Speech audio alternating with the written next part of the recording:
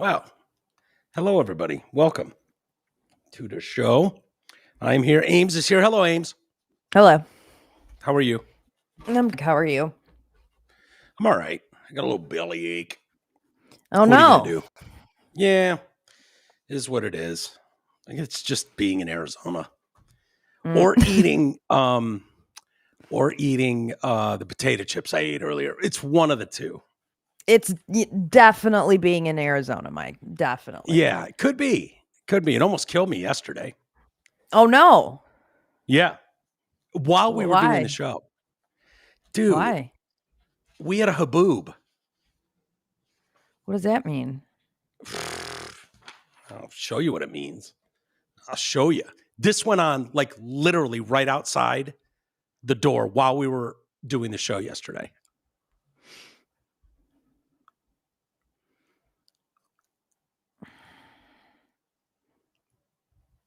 What in the That's hell? A haboob. Yeah. That looks like it's from the movie, 2025 or whatever. It's 3035, whatever the fucking movie is where, the world ends. That's like what it looks like. Mm-hmm. Yeah. Have you ever heard of that? It's a thick cloud of dust that comes through and fucks up everything in its path. That looks and it's like called a haboob. Sucks. We don't have those in Michigan. No. So, you laugh all you want about our snow, but we don't have all that. You know what? It wasn't even the snow that was getting me. It was the clouds. But we don't have haboobs in Michigan. I mean, there's a couple of haboobs in Michigan, but you guys have good haboobs. You don't have this, whatever this is. Did it look like post 9/11 outside when you walked out there? Yeah, sort of. And I know you know what I'm talking about, where everyone was like covered in ash. Yeah, no, it wasn't that bad. The Pazul was a train wreck, though. So, like, this is... I probably shouldn't show this. This is literally outside the garage yesterday. Oh, wow. Yeah, that's crazy.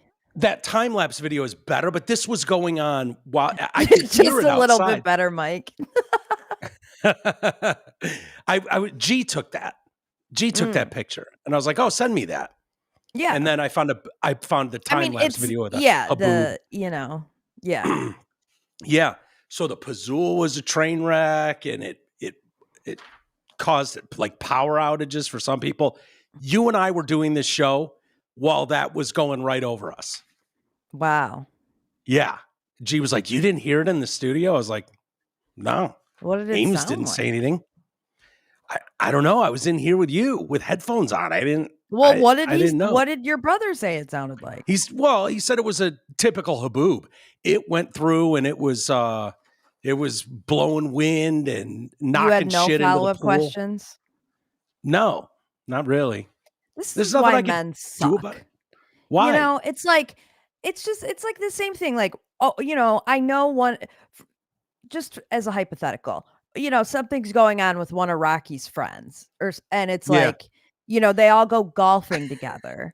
And so I ask him for like the details when he gets back, and he has zero details. And it's like, oh no, this life-shattering moment didn't come up once when we were on the golf course.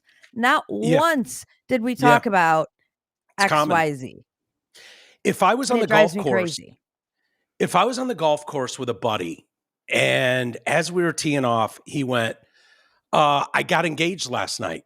I'd be like, cool, hit it. Like, try to get it in the fairway this time, because we're playing a scramble, and I just suck out of the rough lately. Seriously. I mean, that's a great example, Mike. I know that happened when we were in the era of all of our friends getting engaged, and they'd go out, and it's like he'd come back and be like, okay, tell me the details. How did he do it? When are they getting married? Yeah.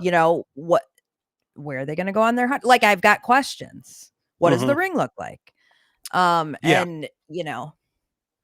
very little that'll answers. Be good. Well, we can discuss it because Taylor Swift got engaged, so we'll talk about that in a minute. And that's what they call a sagui.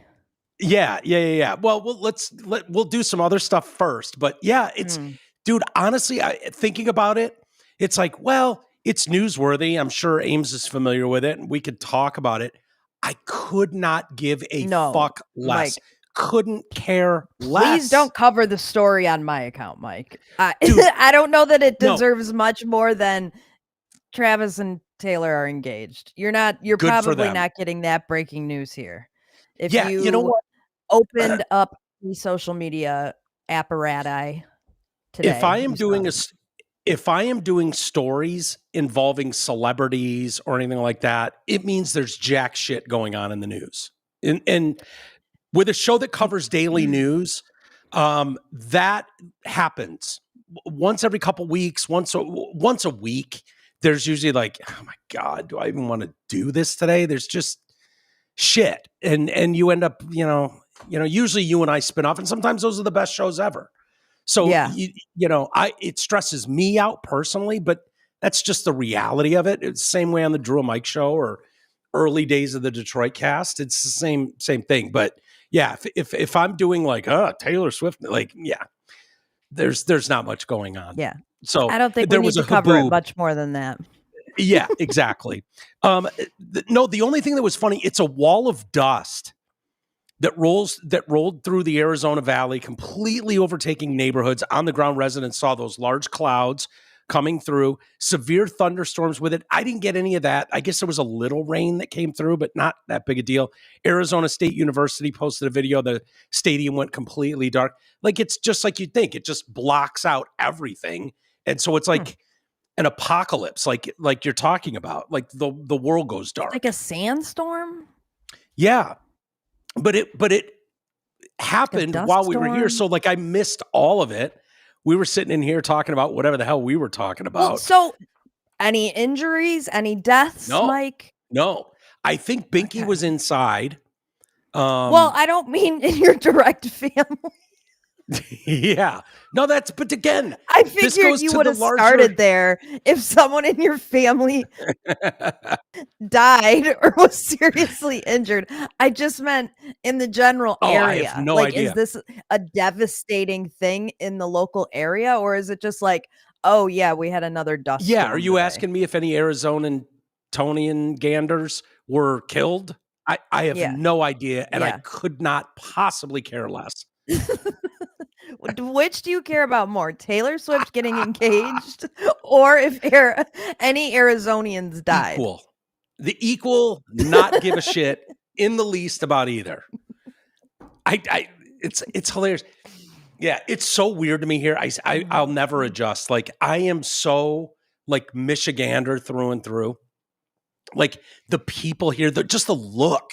The way they look, like they try to insult me and they're like, yeah, if I'm watching TV, I can always tell when someone's from Michigan. Like if they're watching a football Lions game.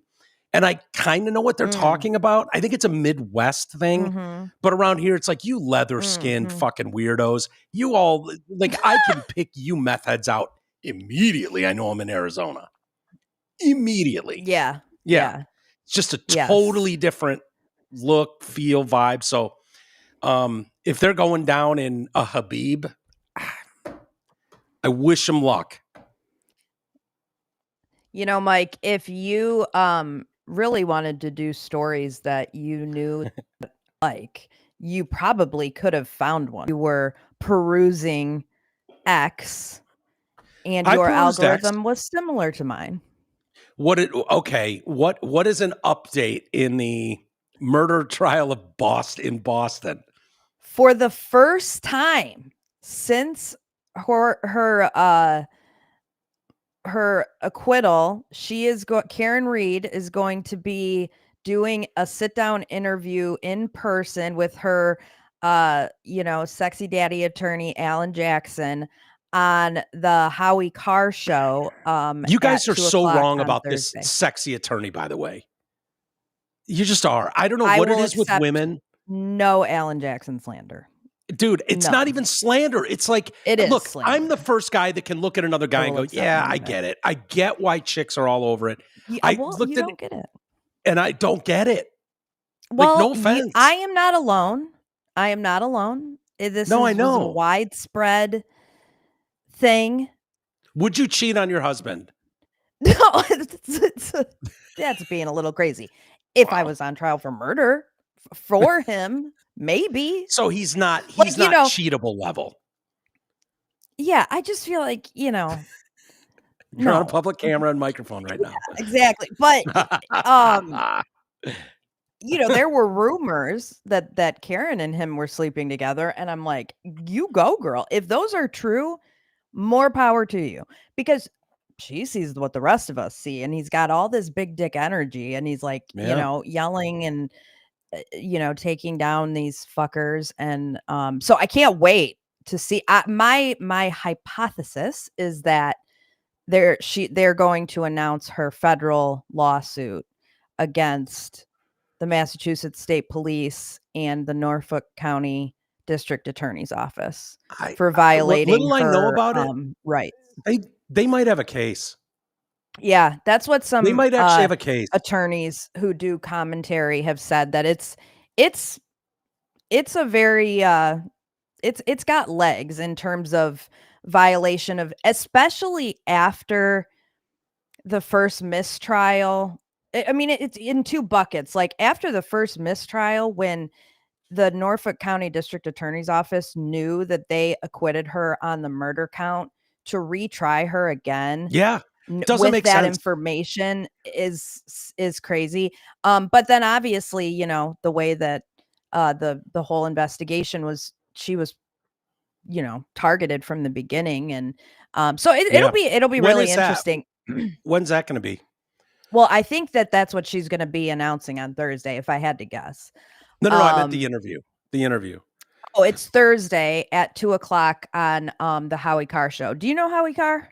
He's like a conservative radio host out of Boston. He was like, he's like the equivalent of, trying to think out. Charlie LaDuff, maybe, but bigger than that, maybe. Like a combo of Charlie and Drew, I feel like. Like, he's been on the radio forever, very popular show. Trump, has been on his show, and he was has been to his rallies and stuff. So yeah, he's like a podcaster, or he's on terrestrial?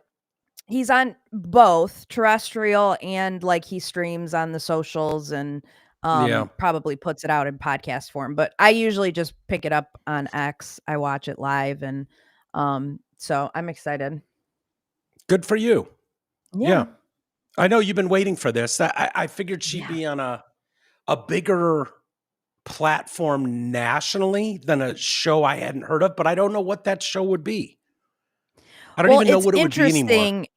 Because I think, for the most part, her rights and her story is going to be told via a multi-part series, limited series on Netflix. I think that's being shopped right now.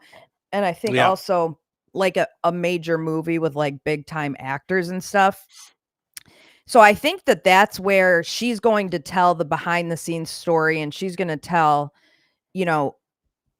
her story that way. I think that this interview is specifically going to just be circled around, general things of like, oh, how do you feel? How's this? How's that? Not really going too deep into, the background of how everything went. And then I think she's probably just going to announce this lawsuit, and it'll be like a more to come type of thing. I don't think it's going to be like a huge deep dive thing. I think that's going to be reserved for the highest bidder in terms of everything that's being crazy right now. There is a lot coming. You've got to be in heaven, because there's like talk of HBO stuff, Netflix stuff. Like it's going to be for sure. A lot. And the Turtle Boy stuff is all, still unfolding. And I think that this might be after we talked to him, but recently he got more discovery in his case, and they gave him all of Jen McCabe's text messages. Ooh. And let me guess, he's not allowed to talk about it? Correct. Not yet, but they're doing like a whole motion about it. But, Jen McCabe is the one who Googled how long to die in the cold. And she is, how long. And so he gets to see everything. Like, he did not have that before, and I'm just like, oh my God, I would be dying. Like, honestly, if I had genie wishes, I would use one of them to just sit down with the federal FBI file from the Karen Read case. I just want to see it all. I want to see the entire investigation. I want to read all the texts. I want all the tea. And I would legitimately use one of my genie wishes on that. I need to know what all the texts say. Really? You'd waste a genie wish on that? Well, that's presuming I'd get 3. I mean, if I get 1, I'm probably not going to use it on that. But what if are I you got taking? 3. You're taking money first, right? With a genie money, wish? obviously. Yeah. Yeah. Money for sure. What would your number be? Because back when I was a kid, it would have been like $1 million. Now $1 million seems paltry. I feel like it'd have to be like $1 billion. Yeah, right? You don't want to get too greedy. You don't want to be like, oh, I want $1 trillion. Also, why not? I mean, if the genie's like, yeah, there's no limit, you can get as greedy as you want, then I don't know. Yeah, I think I wouldn't want to get too greedy. I'd be like, okay, make me $1 more than the richest person alive. Like, I don't need to get obnoxious. Okay, Mike. That's where I would richest person in the United States, or like the Sikhs over in Saudi Arabia? Yeah, like one of those, or Russian oligarch or something. Okay. That's kind of off the books rich, Yeah. Maybe one of those. Or maybe what they do is like they make you, an oil tycoon, and you just have this like unlimited, source of income. So it's just like unlimited. You know what I mean? Yeah, but I think those wells are very temperamental and they dry up and you can lose everything overnight. Like, that's a risky game. Yeah. You're in the oil business in the movies and where it always pays out, but that can be a huge bummer. So I think I'm just going straight cash. Make me the richest man in the world by $1. Tax-free. Like I said, tax-free. Don't need to get greedy. Yeah. And then wish 2, I don't think I'd be like, I want the case files from this trial in Boston. Like, that would be wish 3. That'd be wish 3. I don't even know what wish 2 would be after I had all the money. That opens up so many doors. Would be, I would like to. Like, you wouldn't waste it on like world peace and no more hunger, like that bullshit, would you? God, no. Okay. No. No. This is 100% selfish genie wishes. I know what mine would be. I mean, presumably I would do more charity work with my $1 trillion. Yeah. So if I could don't write a check, that's the I would charity. I don't want to stand in any lines and help out at a soup kitchen or anything like that. If I could write a check, that'd be cool. Here, you know what mine would be? I don't want to say forever because I think that's cruel to do to her, but I would have Cece outlive me. Can you imagine if you were like Diesel? Yeah. Or Diesel's like back to prime and Diesel outlives me. Yeah. That's a good one. I don't know that I want to do outlive. I think I would want to do like the second I die, we die together. We die together. Like the old couple in Titanic. Yeah, it's not bad. Cuddled in bed together. Yeah. That's a good one, Mike. That's a good one. Like unlimited pets live forever wish. Yeah. All the dogs I obtain over the years, I'm going to have them forever. Notice neither of us picked like... I was going to go with neither of us picked like significant other, family member, immediate family member. Like, we're not concerned about them. Like, they're on their own. This was going to be my second wish, Mike. I was going to say some type of... I would like to have my sisters and my mom, and I would like to see our dad again, and maybe like my grandparents or something. And like, I don't know, I'd have to put together a list because I feel like I have a long list of dead people. I'd like to have like a dead people dinner. Yeah. Okay. But I also because I've got a lot of dead people. Bad. I think, what if you could only pick, wait a second, okay. Mike, wait a second. I might be able to kill 2 birds with 1 stone here. I invite John O'Keefe to my dead person dinner, and I find out what the fuck happened to him at the dead person dinner, and then I don't have to read the case file. That's not bad, but I think you're getting greedy. I think you're bending rules. I don't think you can invite all the dead people. No. Like, it's either your dad or John it's O'Keefe. a dead person dinner. It's a dead person dinner. There's like, I would think at least 10 people. Dude, the genie's going to, at a minimum, side eye you and be like, bitch, I see what you're doing. Well, it seems to me like he would just have to go at once and be like, hey, come on, all of you line up and let's just go knock out this dinner really quick. So I think I could have my dad and John O'Keefe there.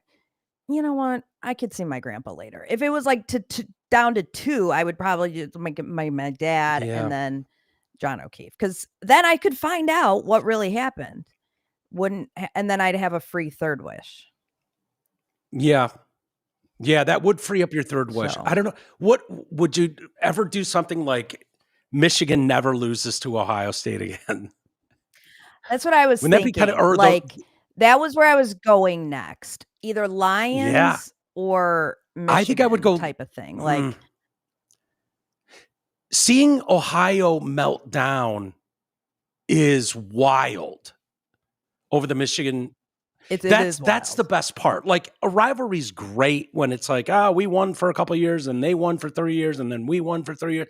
Like, but seeing them melt down is almost worth the price of admission. All the motivation anyone would need to get pumped up for that game. I think the Lions, and that's why winning the Super Bowl would get boring. It's like, oh my God, what's the point of this? But seeing Ohio State fans melt down every year, and if they weren't aware of your wish, if they were not allowed to ever know about your wish, and then they just lost like entire generations of fans. Never. That would be funny. Yeah.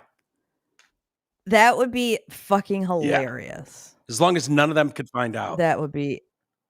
That would be. At this point, they're probably already thinking someone got a genie wish and is using it with 4 in a row. Yeah. They're probably at that level right now.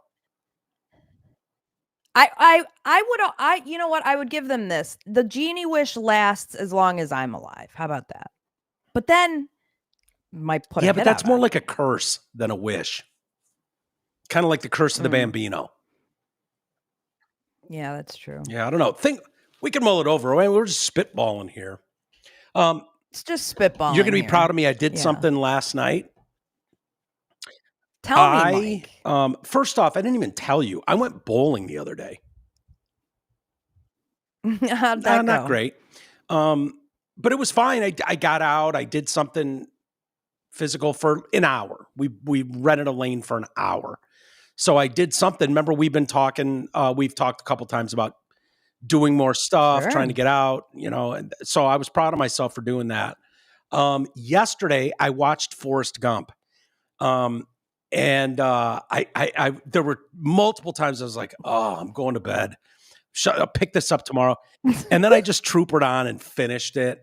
And I realized I've definitely seen like various scenes over the years of that movie. Right. But never the whole thing. What did you think, Mike? It's pretty good. Did it hold up? The CGI sucks in those, like, at the time, I remember it was like groundbreaking technology. Like the Kang is talking to Forrest Gump and JFK the presidents are talking to him. That CGI is garbage. Like, if you were to watch that today in the theater, you'd be like, what are we even doing? And 20 years ago, it was like, oh my God, look what they're doing with this technology. It's incredible. Yeah. Part of me, like, I don't know if you've gone down the rabbit hole at all of the Pizzagate or the child sex predator Hollywood. I don't know if you've gone down that rabbit hole at all. I have a little bit. There's definitely something to that more than people are comfortable with talking about. Pizzagate is on the table, by the way. It's on the table. Podesta, right? Yeah, John Podesta, all of that shit. To what level, varying degrees, who knows? Could be blown out of proportion. there's something there. There's a lot of talk about a couple actors that keep coming up, allegedly. Tom Hanks is one of them. And is it Seth Green that's the other one, allegedly? Is Seth Green Mini-Me? Is that who was Mini-Me? Yeah.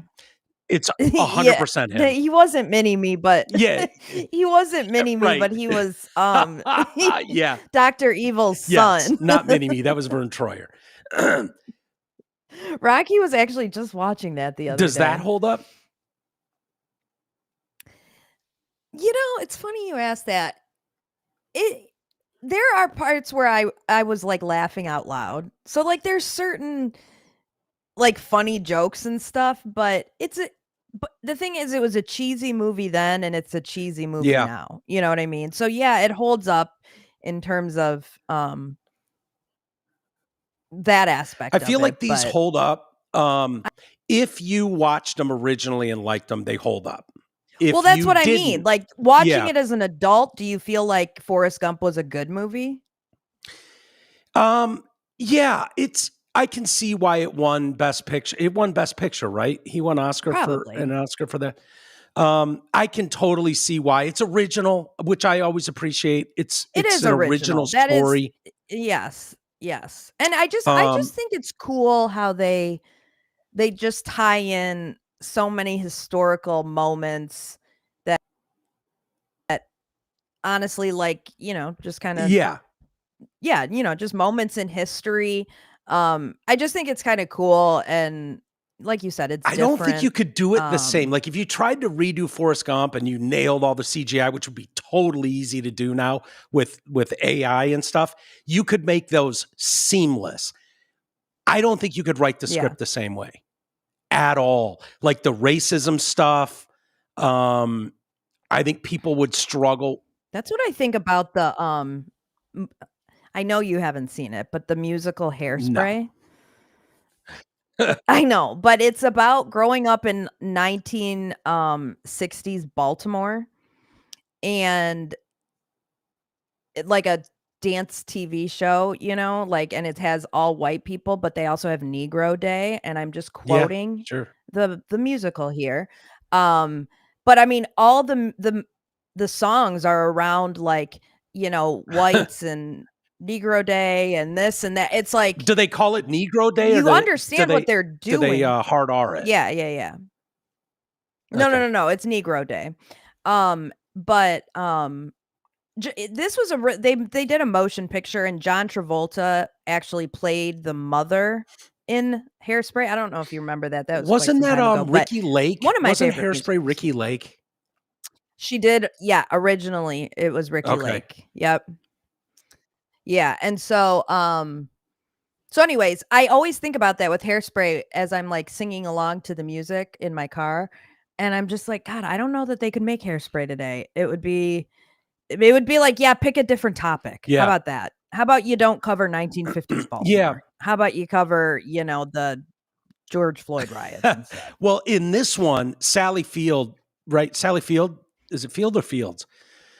She plays Sally Field. She plays Forrest's mom, and I think you'd have to change the storyline of like, oh, we have a mostly retarded son, and they're like, yeah, he needs to go to the special needs school, and they're like, or I could suck your dick in the back room, and she like totally whores herself out. It's like not even, you know, like could they do that where it's like, yeah, is what it is. Yeah, they could do that. They could for sure do that. Could they? Do you think Forrest Gump could work on any level if Jenny was the retard?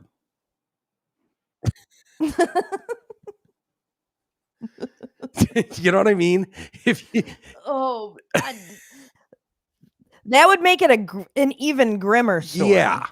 Can you imagine there's this guy, and she would have for sure fallen off that roof that she was on.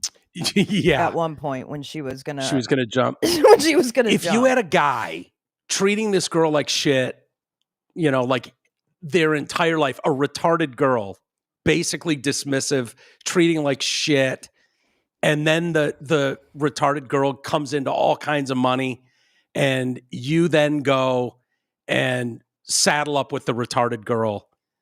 Like, I don't know if that story works. You know what I mean?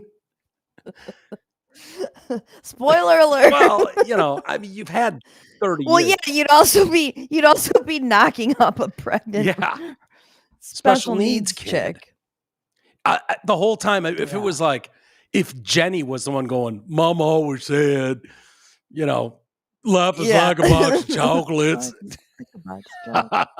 And here's this fucking guy hanging out with this retarded girl.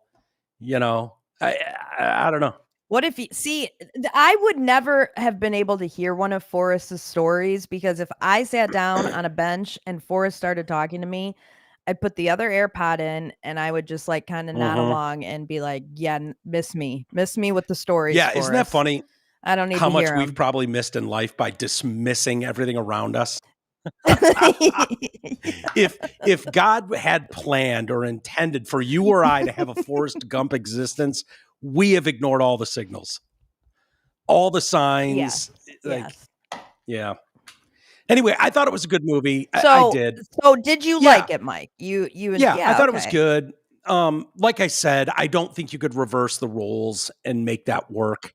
Yeah. I think society would have a problem with that. When you talk about CGI, you know what I think does hold up? And I haven't watched it all the way through, but I did start watching it on YouTube, is Titanic, which they made in like 1997. Yeah. But it's pretty good still to this day. Like when you watch it, you don't watch it and it's like the original Wizard of Oz where like the face paint is like falling off, being sweat off their face. I watched it. Like it's still pretty decent. I think I watched it fairly recently. It might have been after we got back from Dallas. It might have been like, I thought, oh, right. Because you were wearing the pendant or whatever from the movie. Heart of the Ocean. Yeah, the Heart of the Ocean. It might have been right around then. I watched it and just like, why not? And I thought it held up. I thought it was still good. Yeah. Which is pretty impressive. Like 1997, like making it in the 90s and still holding up CGI wise. Yeah. But there's certain movies from that time period. Like I think, You Can't Handle the Truth. Like that movie stands up so well today. And that's from that 97-ish, 90, like that's one of the best movies ever. I stand by that movie. But it's mostly a dialogue movie. I guess that's probably why, but I still think that like there are movies from that time that definitely hold up. Kids probably with their attention span, the way we've whittled that down to nothing, probably would be bored to tears with even Titanic or, some of those great ones. There's probably truth to that, but I don't know. The other thing that I didn't remember from anything, and I don't remember at the time even people talking about it, but the soundtrack for that movie is spectacular. Really good soundtrack. Really, really good soundtrack. And you might tell me. Yes. I remember my mom had the disc. Yeah. She had the CD. Like it was a legit soundtrack. We're talking Forrest Gump. It might have even been a 2-discer. Yeah. Forrest Gump. A lot of those 60s war songs, 70s war songs, kind of that whole period, but really big. I would say at least once a month, I use the quote, "You ain't got no legs, Lieutenant Dan." To who? What would you use that for? Wherever in my life it fits in. Where on earth would "You Ain't Got No Legs, Lieutenant Dan" fit into conversation? Name one place. I can't think of a specific example right now. Well, it's mostly usually in my sister chat. But, like if someone sends a picture and it's like, why can't you see so-and-so's legs? And I'll just be like, "You ain't got no legs, Lieutenant Dan." Or like, someone is crippled and like is on crutches. And then I'll just be like, "You ain't got no legs, Lieutenant Dan." Like okay. It's a favorite quote of mine. If you're sitting at home and Rocky goes, "Hey, hon, will you grab me a beer?" Could you use it there? What, "You ain't got no legs, Lieutenant Dan"? Yes. That would be a good one. That would be a good What one. about when That Norris for the Lions got injured and was on the field hurt a few weeks ago? That was crazy. They shit canned when you him, by saw the like way. a close up of it. Yeah. Did they? But yeah, so that's one of my favorite movie quotes. That and this one I use daily, if not weekly, but and I use it to you all the time. But by all means, move at a glacial pace from The Devil Wears Prada is hands down my favorite movie quote. Yeah, that's a good one. But the full quote is by all means move at a glacial pace. You know how much that thrills me. Is the entire quote. But I usually stop it at by all means move at a glacial pace. What's the one I always send you? The TikTok one, not TikTok, but TikTok. Well, we're waiting. Well, we're waiting from Caddyshack. From Billy Madison. Yeah, no. Well, we're waiting is from Caddyshack, right? Waterboy. No, it's what's his name? Yeah, that's Caddyshack. The guy from Caddyshack. I'm almost positive. Oh man, I want you to Google it now. I can't do two things at once. And I'll start looking at the Lions roster cuts were made. We're down. This is exciting day. It's a bummer for some players, but it's an exciting day for us because it just means we're getting. Oh, it is Caddyshack. Dude, I'm never right about these things. No, that freaking, I swear to God, that is in when they're outside of the hospital. I feel like there's we're waiting. Well, someone might have said that, but the meme is what's his name? That plays the judge, the stuffy judge in Caddyshack. Yeah. Oh my God, I would have literally bet my life that was from Waterboy. Yeah, I'm trying to think like Waterboy. This is like one of those what's that moment where you think something happened but it didn't? I don't know what that's called. I was going to say deja vu, but that's not what it is. No. I don't know. Okay, never mind. So the Lions, they've released some guys, waived some guys.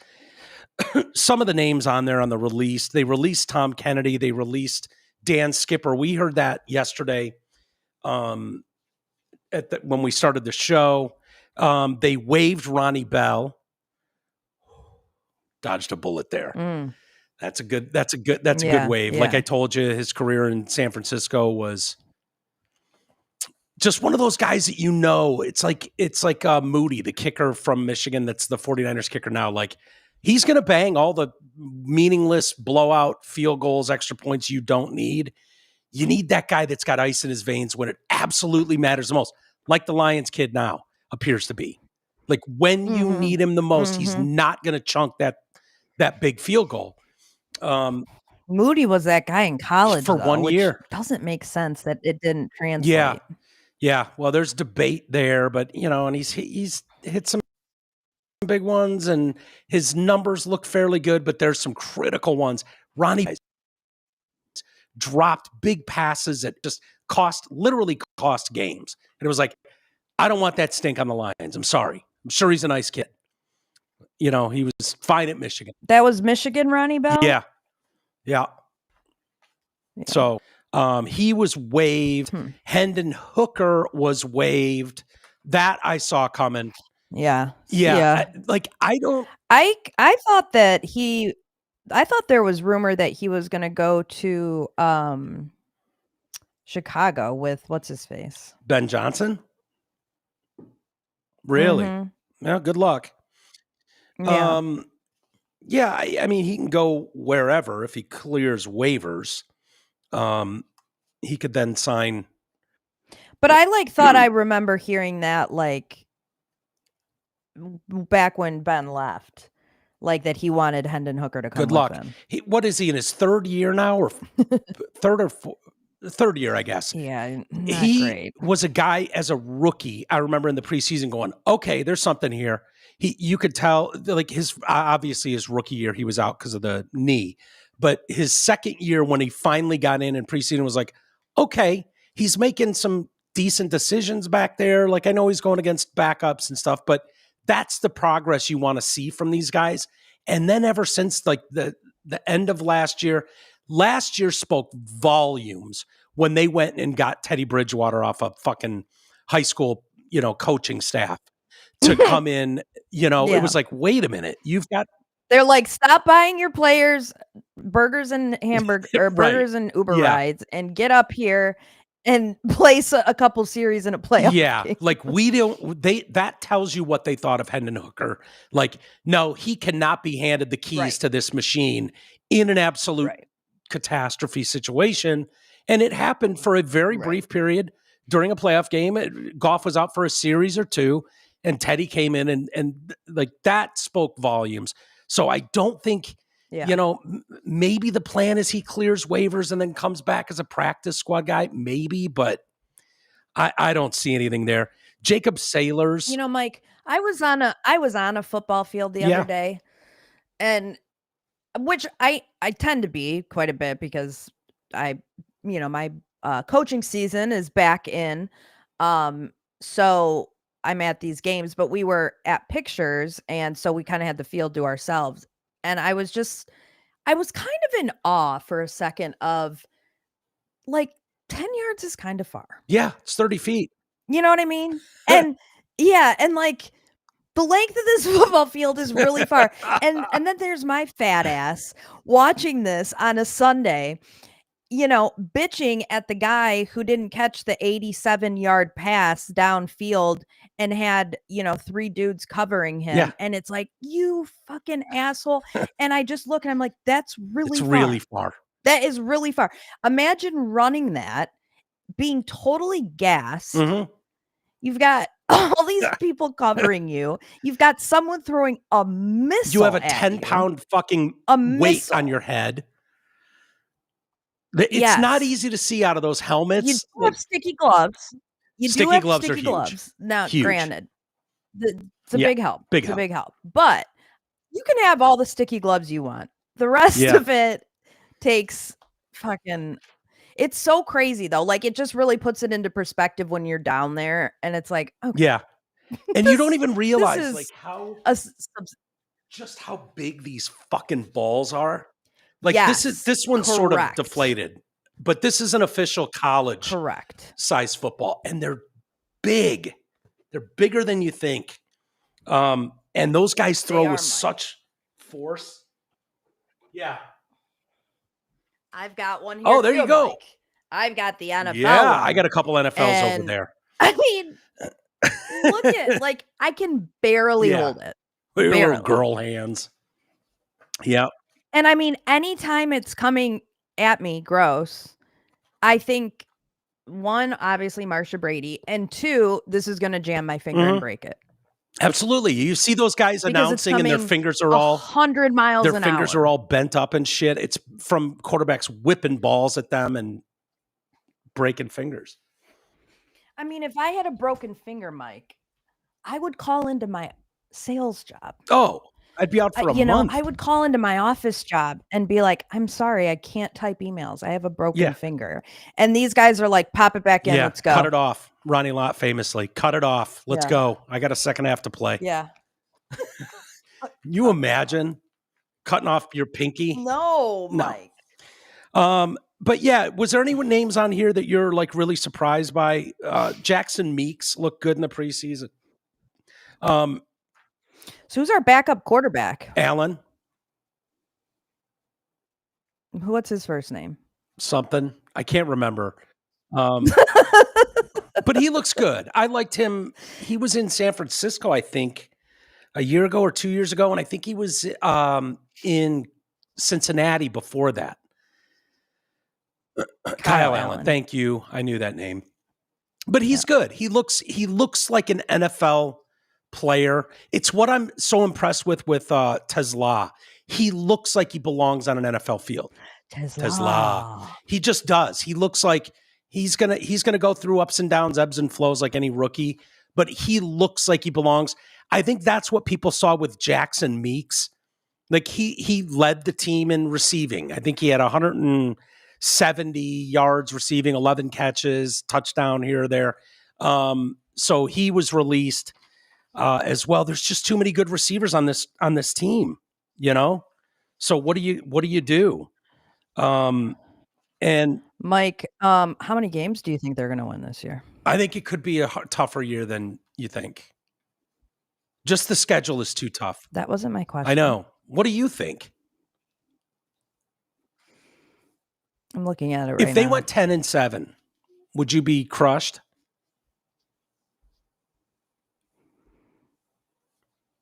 No, I wouldn't be crushed with 10-7. Providing that there's some like division wins in there. Well, yeah. They're going to win all those. You know, the 7 losses the 7 losses can't be to like our division. No.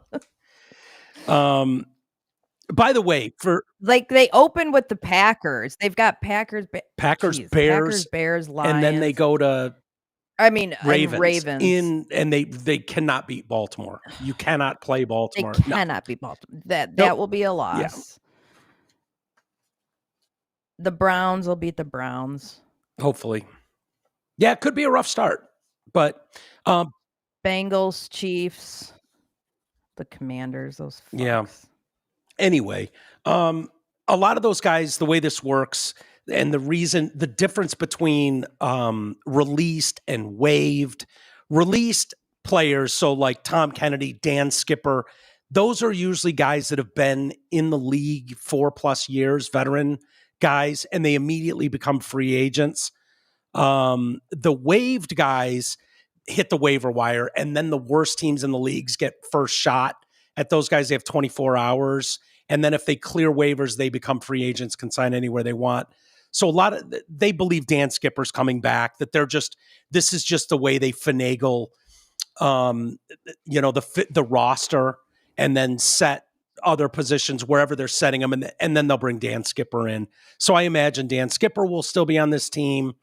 There's some other guys too. I didn't realize Josh Pascal was still out. Defensive end. Do you remember him? He was great.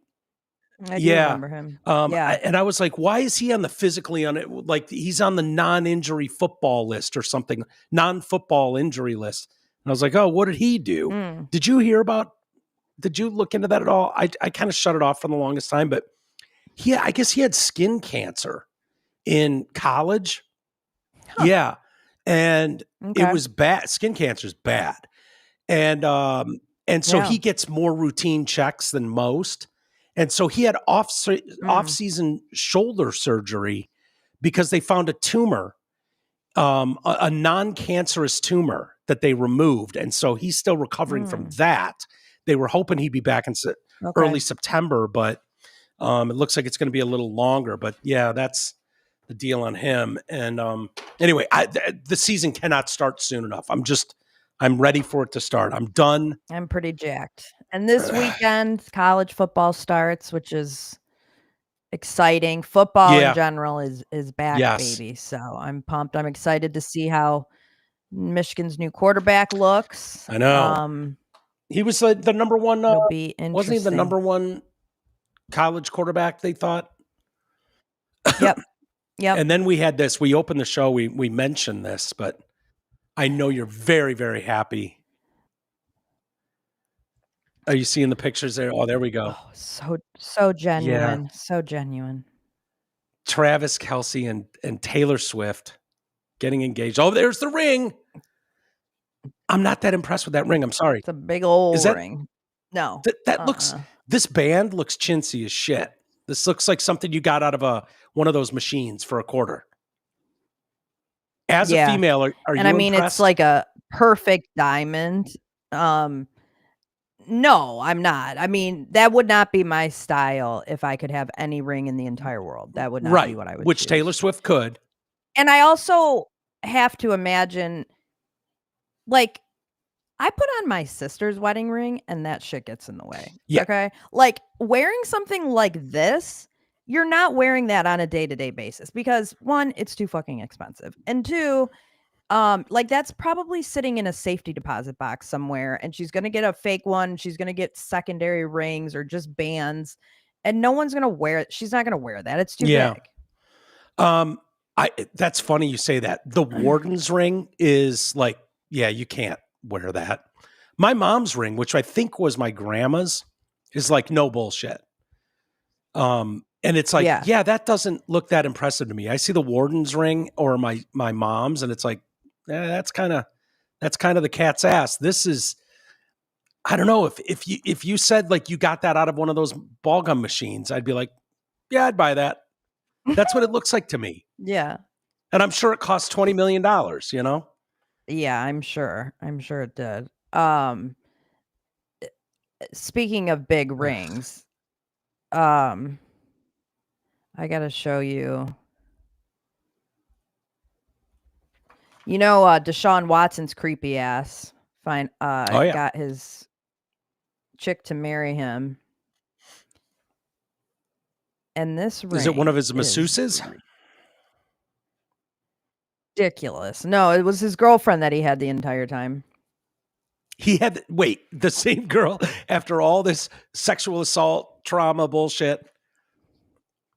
He was with this girl? Oh my God. Yes.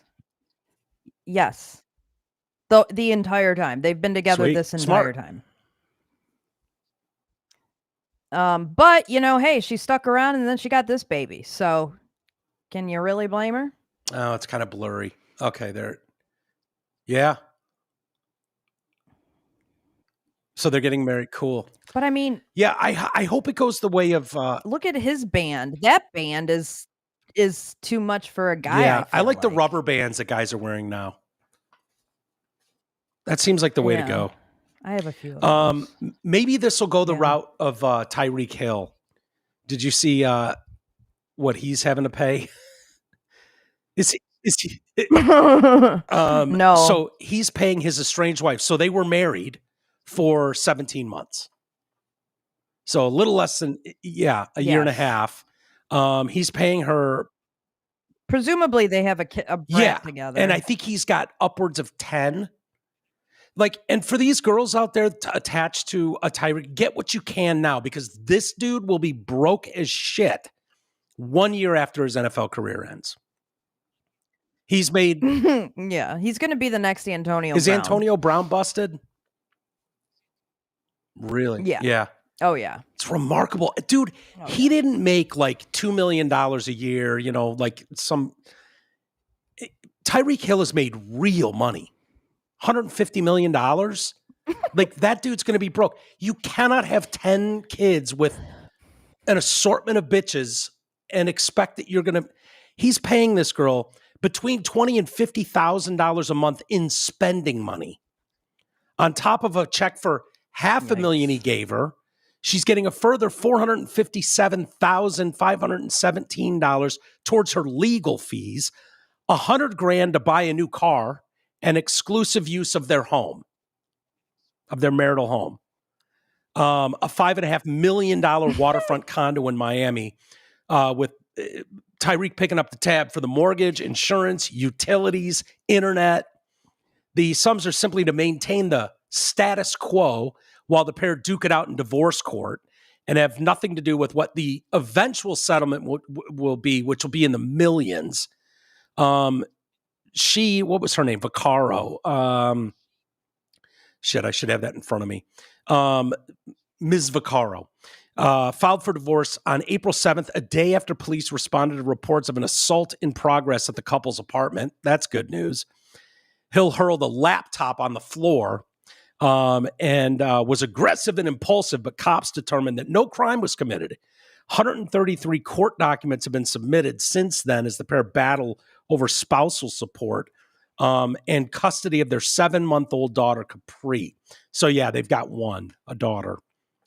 So, yeah, she wanted, and the judge was like, all right, enough, that's enough.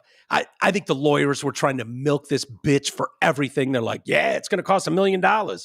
And so the judge was like, all right, you can spend like $500,000 on lawyers, asshole. She wanted to keep, she wanted to keep using his Bentley $200,000 SUV, but was told, find your own damn car. You don't get his Bentley. And so the judge was like, all right, that's enough. And then was like, you write her a check for $100,000 so she can go buy a car.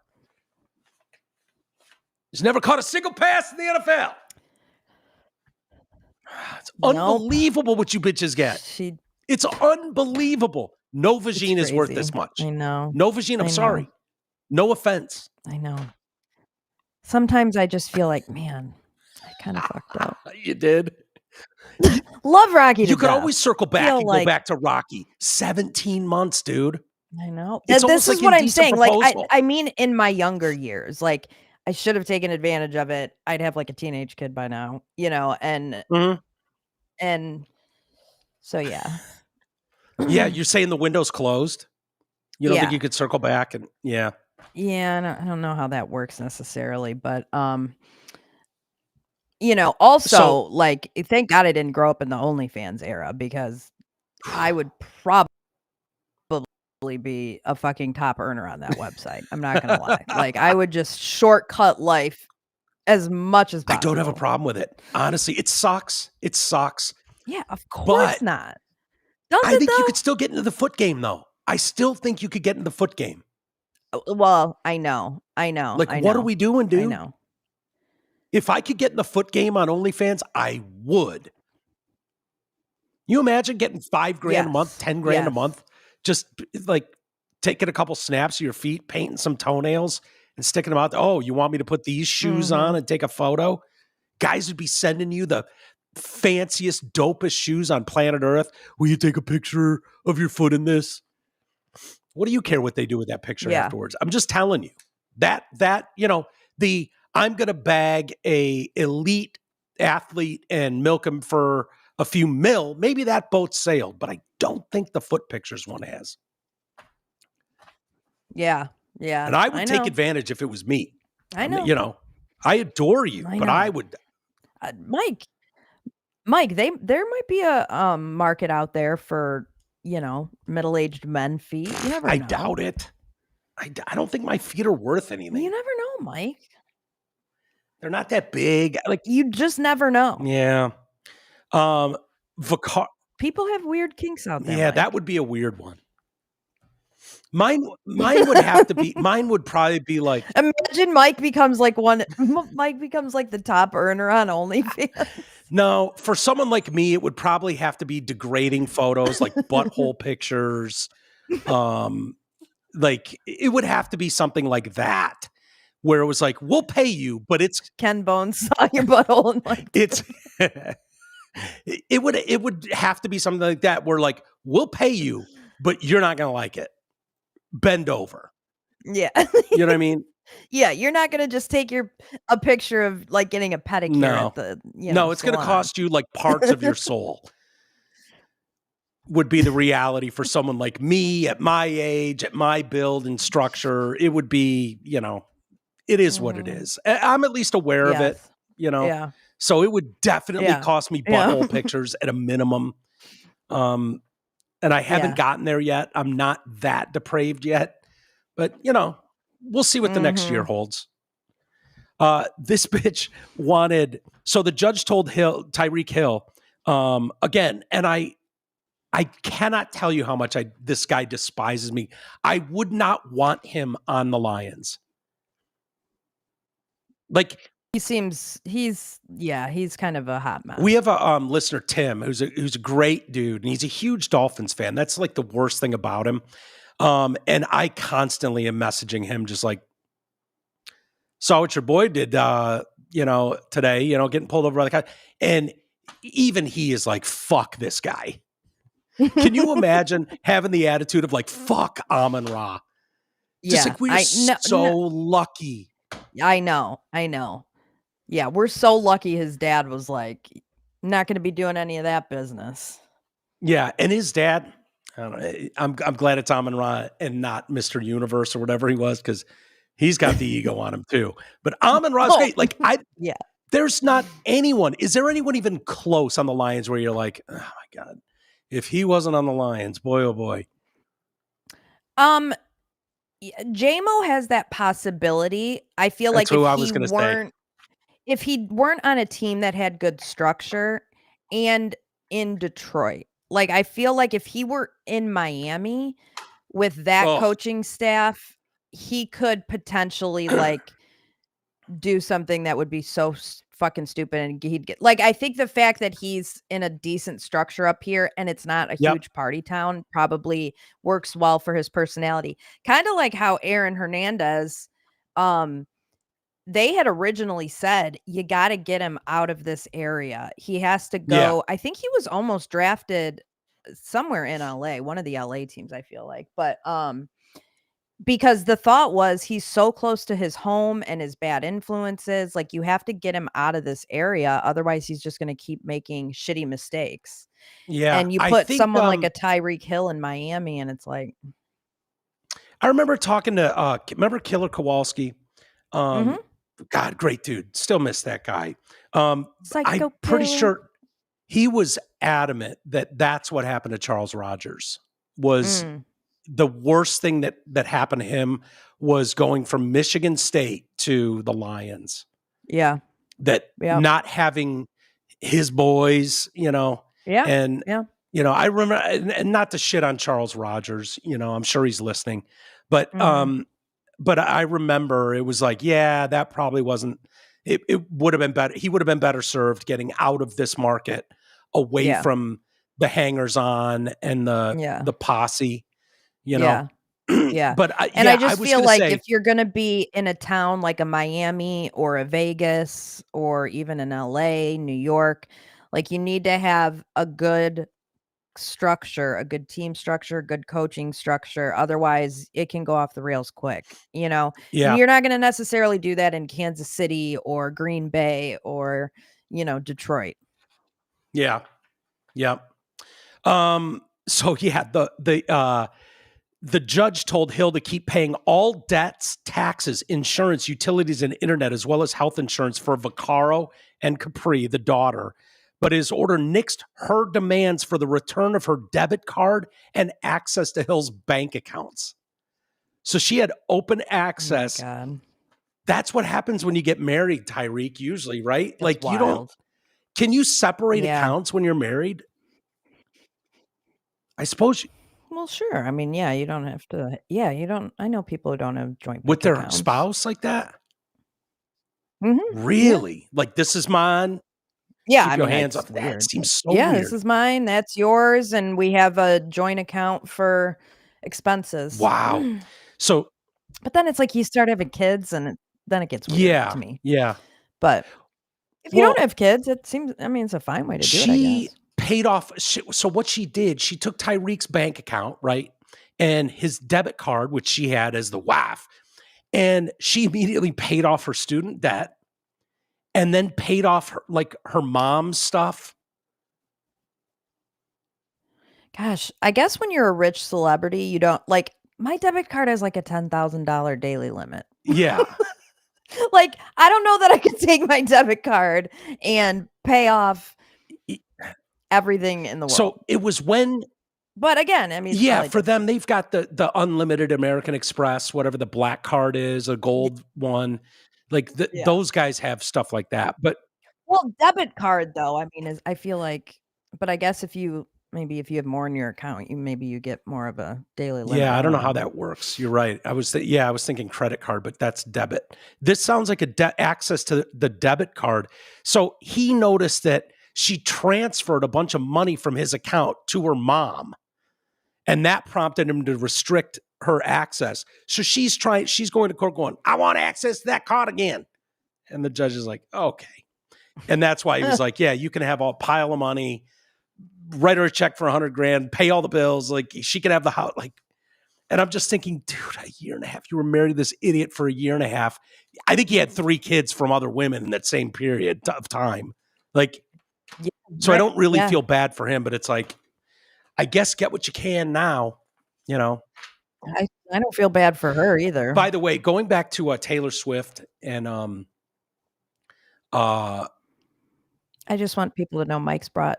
Hey everybody, welcome back to my Substack. In this episode, I want people to keep tabs on this fucking guy. I want to know where he is. How do you think this asshole's taking the news? Can we just watch a minute of it just to remember how fucking creepy this was? Last week's cold turns out to have been COVID. Yeah, quite sure. a flashback.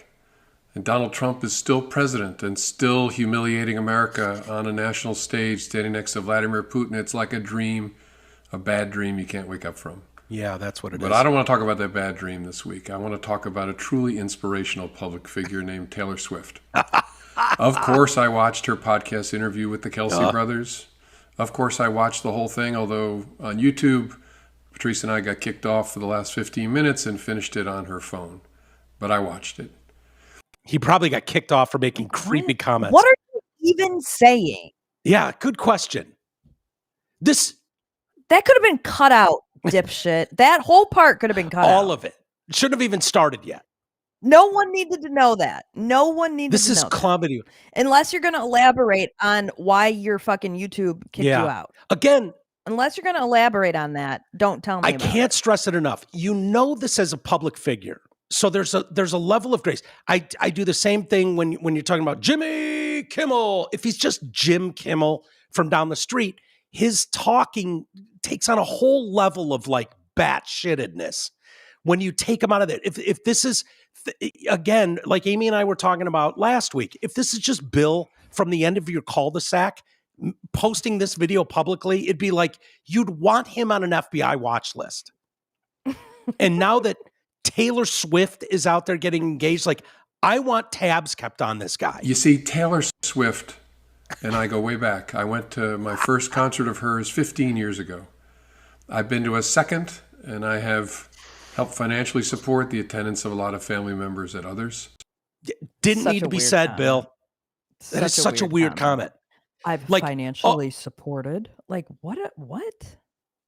Can you imagine? Isn't what he's saying essentially, like if I took Marshall to see the Foo Fighters, like going, I financially supported family members going to see the Foo Fighters? Like, isn't that what he's saying essentially? He bought his grandkids. My guess would be that he got a suite for family members at every single show he could get a suite to. Yeah.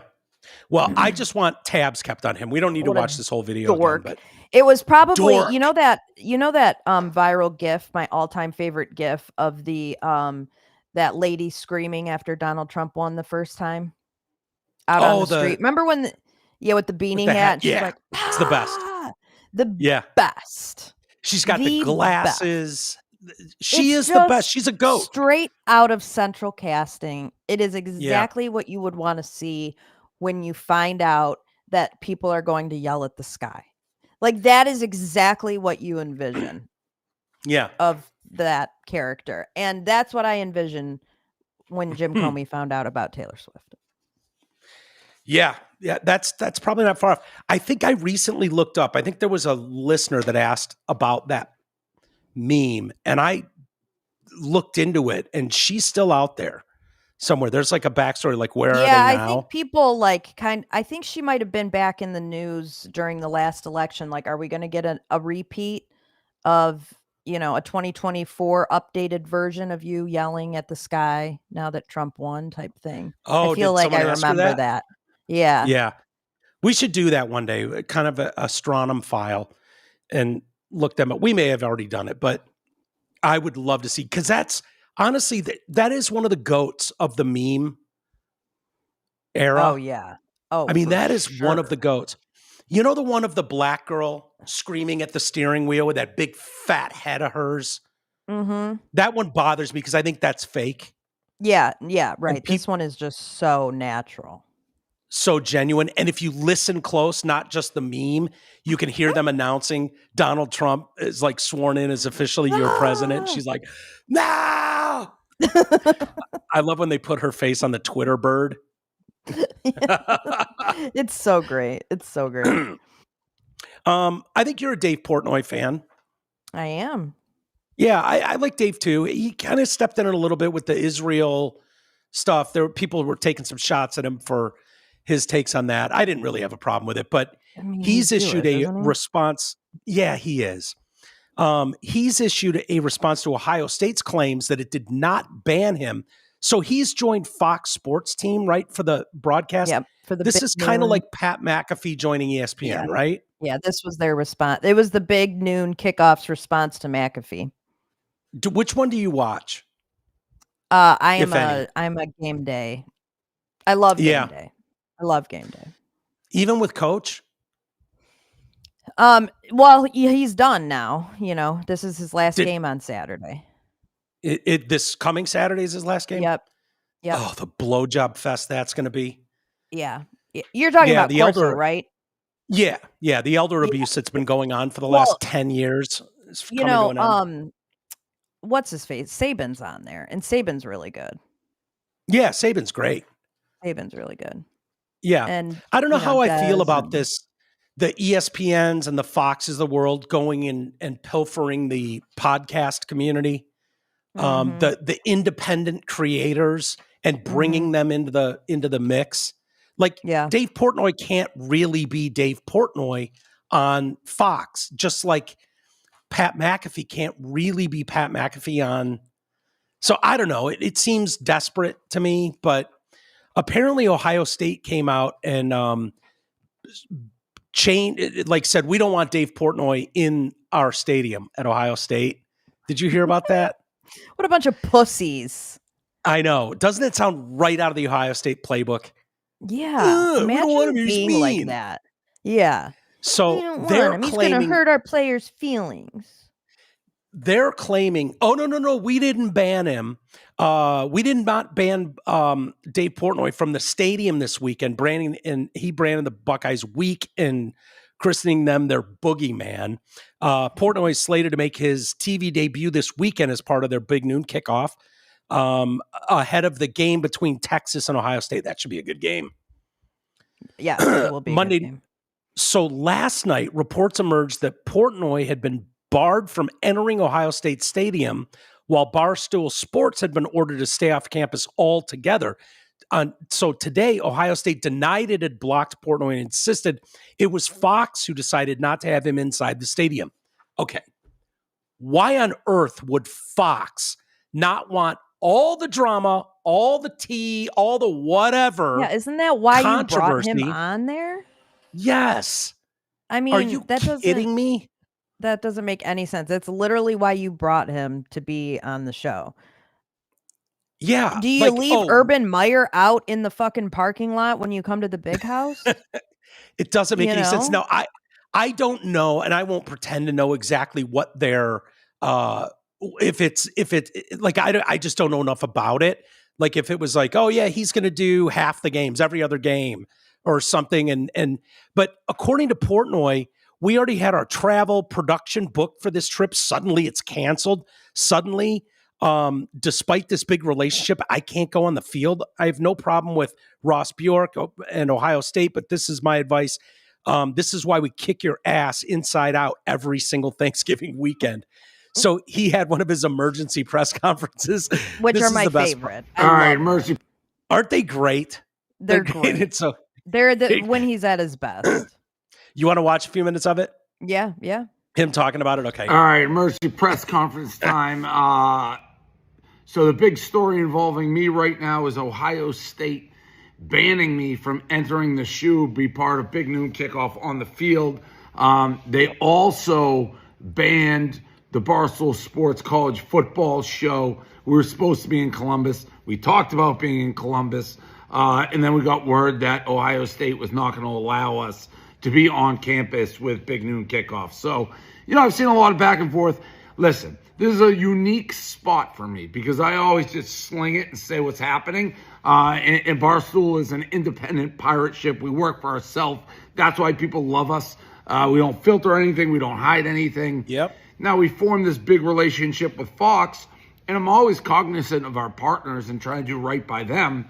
And they definitely got put in a weird spot because they didn't see this. How could anybody see that Crying Ryan Day and Ohio State would be this soft? I mean, they got a big game versus Texas coming up. A game I'm rooting for them.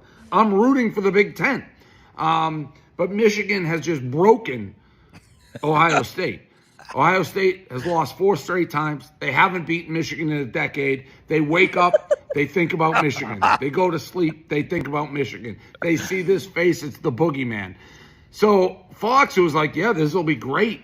We'll bring in Dave, spice things up. No, Ohio State literally can't even focus on Texas. Like, we cannot have Dave on the set. We just can't.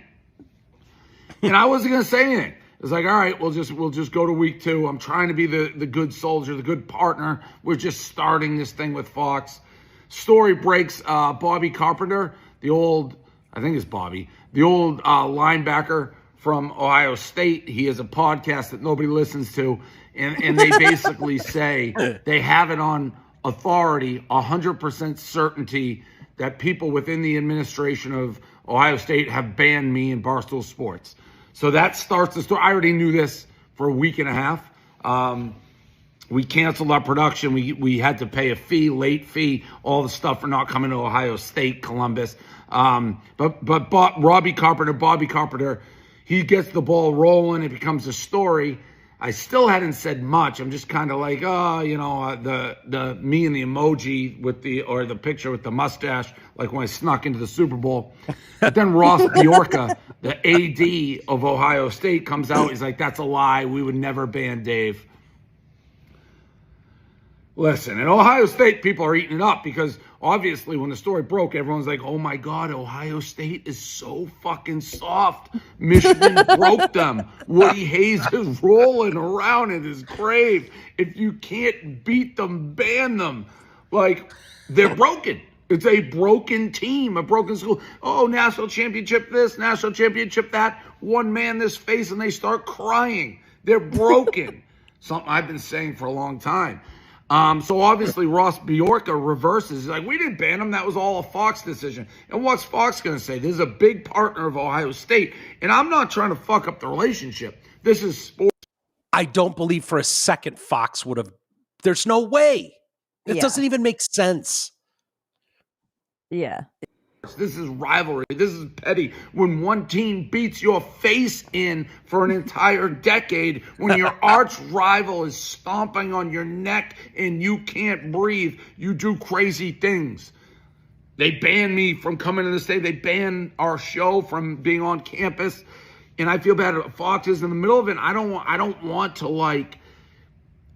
to create any issue, but then I look in the mirror, it's like, Dave, 20 years you've been doing Barstool. You just tell it how it is. And if this Ross Bjorka guy's going to be like, oh, we didn't ban him, even though Bobby Carpenter literally is like, yeah, no, they banned him. And we already had all our travel and all our production booked for this trip. And then suddenly it's canceled. And suddenly I this big relationship, I can't go on the field. I have no problem, Ross Bjorka in Ohio State. But this is my advice. And this is why we kick your ass inside out every single Thanksgiving Day weekend. This is why you haven't beaten us a decade. Stop pussyfooting. Stop making excuses. Stop crying about planting flags. Stop crying about the hammer and Connor Stalions. Just own up. Be like, you know what? Michigan is a bully. And they beat the piss out of us. And when they walk down the street, we cross to the other side. And we got to get better. And you know, yeah, we did ban Dave. We did ban Dave because we are so hateful against Michigan. And I don't care you want to call us software. Just own what you do. Just own what you do. Don't hide, oh, we didn't ban him. You banned me. You're scared of Michigan. And the only way you guys are ever going to compete with us again is you can look yourselves in the mirror and be honest with yourselves. Not this, oh, we didn't do this. They're stealing signs, Connor Stalions. It's you guys. It's not the Block M. Until you can look in the mirror and be like, take accountability for your actions. Yeah, we banned them. Just say it. Yeah, we banned them. Don't point the finger. Don't blame Connor Stalions. Don't blame the hammer. Just look in the mirror and say, we're weak, we're soft, and until we get better, we're never going to beat this team. Amen. What do you think? He's so funny. They have to let him in that stadium now, don't they? Yeah, you would think. I mean, it sounds like he can't do his Barstool show Like Barstool as a company can't be on campus at all. Like Game Day can be there and Big Noon Fox. He can be there with Big Noon Fox outside of the stadium, but midway through the game, they go inside the stadium and they do the last part of it from there. So it sounds like when the team goes into this, or when the group goes into the stadium, he can't go.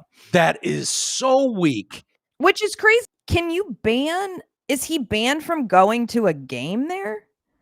Like that's what it sounds like. Enter the stadium as a human being? That's wild. I would think, do they usually do it from the parking lot, the pregame like they do on game day? Do they let a crowd file in behind them and do the whole thing? Yep. Yeah. I would think Ohio State owns all that property and they could keep him off the grounds. Like, why would it matter if it's in the stadium? My guess is the players and the coach don't want him chirping from that close. But I mean, my God, Desmond Howard did the Heisman on your ass and then fucking won the Heisman, and you let him in the stadium. Yeah, what is this, the WNBA? This is a reaction I would expect from the WNBA. Right. Like, Portnoy didn't even fucking play football, and you're banning him? Really? That's crazy. Yeah, that is a bad look. Bitch move. Yeah. Well, now, maybe this was the whole point, and maybe Fox planted this to, who knows, to generate, because I'll watch that to see what the outcome is of this.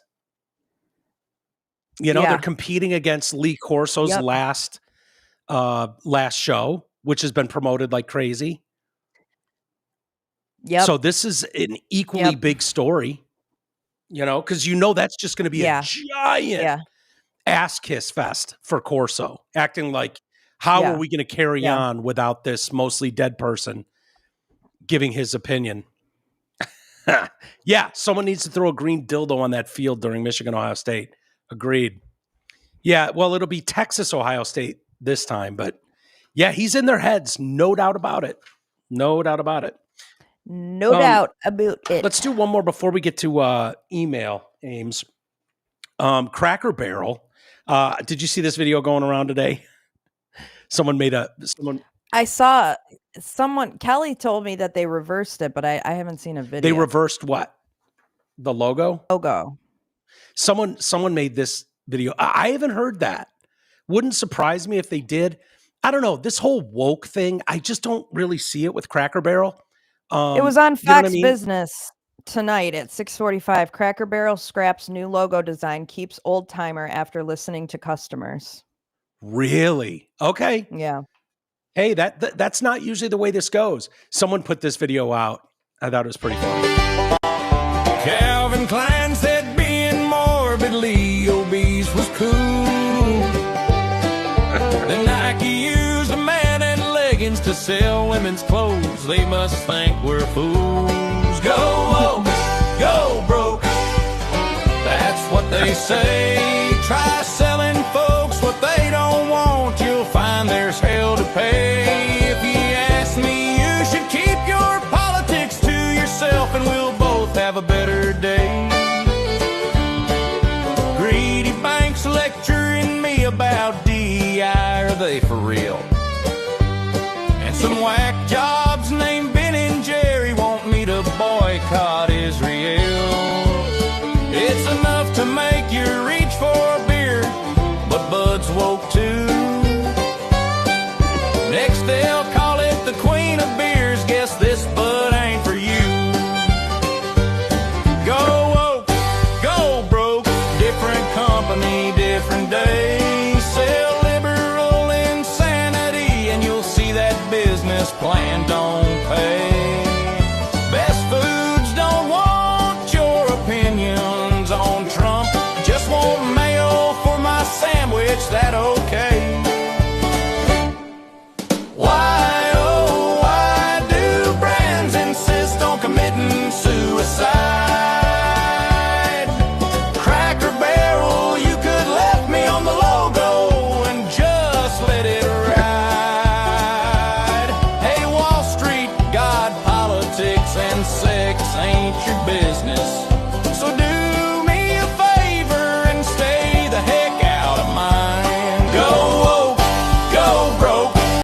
Yeah, you get the point. Yeah, I think it was a little long. Yeah. I think the key with that is like keeping it, a little bit more short and succinct, but talented. And I get the point. Yeah. It was well done. It made the point. That's all. Hopefully these businesses do learn. Like, this is having real world problems for them. Whether it's Target in the toilet. It just goes to show, you need diversity of thought in the room and not necessarily diversity of what you look like on the outside, because if that's what you're going for and y'all think the same, then when you roll, a big logo change meeting pops up on your calendar as a member of the executive team, there's not going to be anybody in that room to go, hey, hang on a second, this might not be a great idea. Yeah. I think Cracker Barrel got caught up in this a little bit. I didn't get the feeling that was a super woke thing. Yeah, they took Herschel off it, but teams change their logos from time to time. This one didn't offend me as much as some others have, but I don't know. No, and I don't know, but I mean, you look at the nosedive of their numbers, and maybe coming out and just owning it, going, hey, we had no idea that this was going to be that catastrophic. That someone suggested maybe someone can open up a new chain, call it Uncle Herschel's, and decorate it the way Cracker Barrel was, with a gift shop, and everyone will flock there. Yeah. Yeah, seriously. But you look at someone like Target. Remember them doubling down on, remember they had kids fucking swimwear with tuck pouches for trans kids. And they were like, yeah, what's the problem? Front of their store. And people like you and I were ripping our hair out. Like, what are you doing? Yep. Got how many parents was that going to affect? Like, how many parents had to have a conversation with their kids? Like, when their kid goes to pick some tuck-friendly bathing suit up, like, I like this one's pretty. And the parents got to explain to them, like, you're a girl. You don't need tuck-friendly bathing. Like, insanity. So, I don't know. Maybe they're going to start learning, because that's part of that video was showing, if you're just listening to us, was showing like Nike stock and Target stock and Cracker Barrel stock, Bud Light stock, just all absolutely shitting the bed with what they're doing, And so I know it's kind of cliche, the whole go woke, go broke, but it does seem to be playing out that way, where when you give the customer an option, it's like, oh, okay, so fuck Nike, I guess we'll buy Adidas. Like, that's easy enough to do. Bud Light was the biggest example of that, where it's like, your watered down fucking shitty beer, there's 1,000 of those. I don't need to be loyal to Bud Light now. That's the thing. Like, you've got two ways of dealing with it. Do you want to stop the bleeding immediately and go back to the old logo, and you watch your stock price climb and you're like, okay, I can sleep now? Or do you ride out the storm and wait for people to forget about it and move on to the next dumb fucking thing? Either way, people move on. I think Bud Light did the right thing, bringing in Shane Gillis and and who's the other guy, the singer, Post Malone. Like, that's a great move. I still get the feeling they're kind of a joke, though. That, Bud Light. I know. I feel like they, Yeah, you're right. You're not wrong about that. All right, let's do some email aims. Let me do a couple reads before I forget. This part of the show is brought to you by the Deer Lake Athletic Club in Clarkston. They offer adult and junior tennis, pickleball, swim lessons, and junior swim team. Fitness classes are included with membership in their gym, cycle room, and 3 pools. The Backcourt Restaurant, that's my favorite. Inside the Deer Lake Athletic Club is also open to the public with weekly dinner specials, kids meals for just $5 on Thursdays, and live entertainment on the weekend. Book your holiday party before Thanksgiving in their banquet center to qualify for their banquet specials. Visit their website at deerlakeathleticClub.com for more info, or call them now at 248-625-8686. Also, all you monsters out there with Roops, looking at you, Ames. They're having a doggy pool party with a doggy biscuit bar on September 7th. Call them at 248-625-8686 for details. I sent you a video, just you, Ames, of Cece. Thank you, Mike. Absolutely. She diving in I the appreciate pool. that. Oh, she loves it. Yeah. Going to get her football in the pool.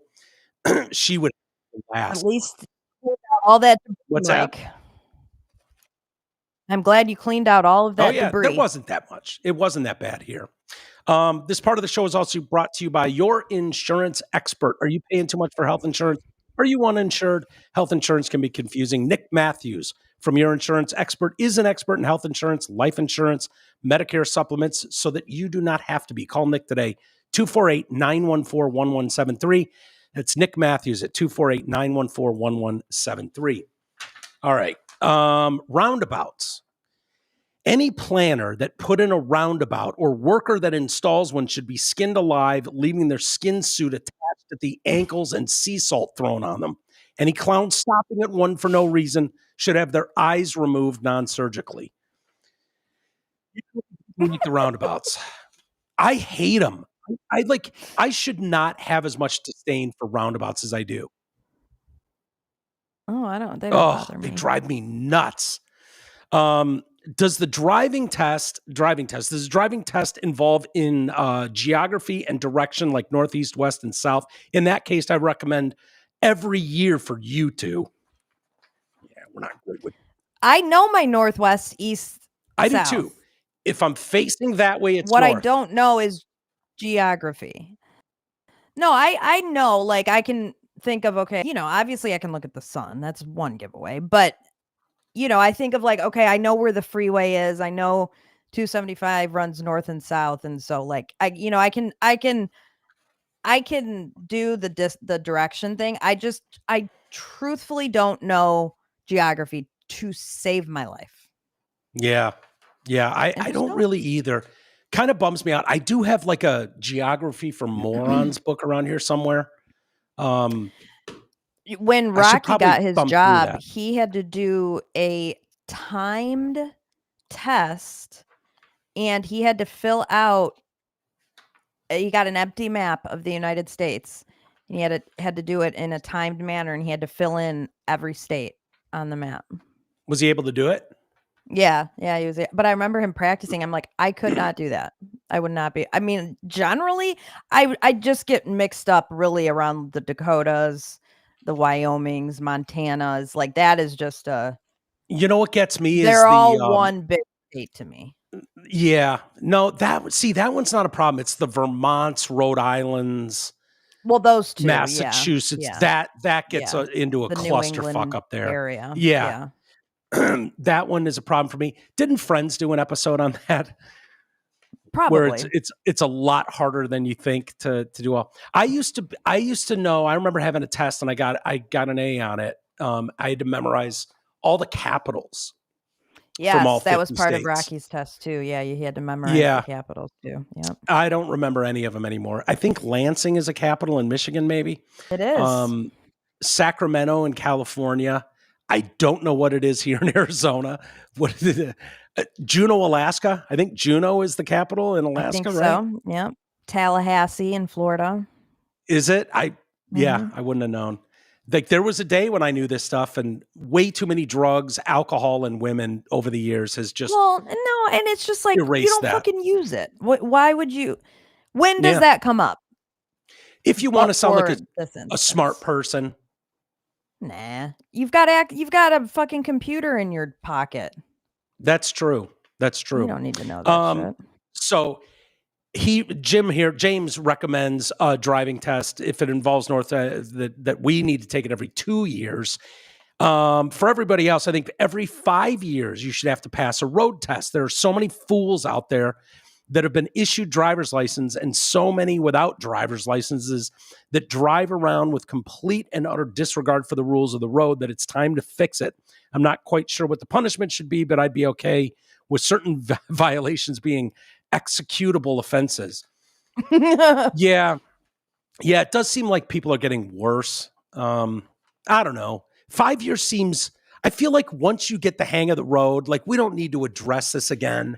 No, until you're like wrong. 70. You really think so? I think every 10 years, maybe.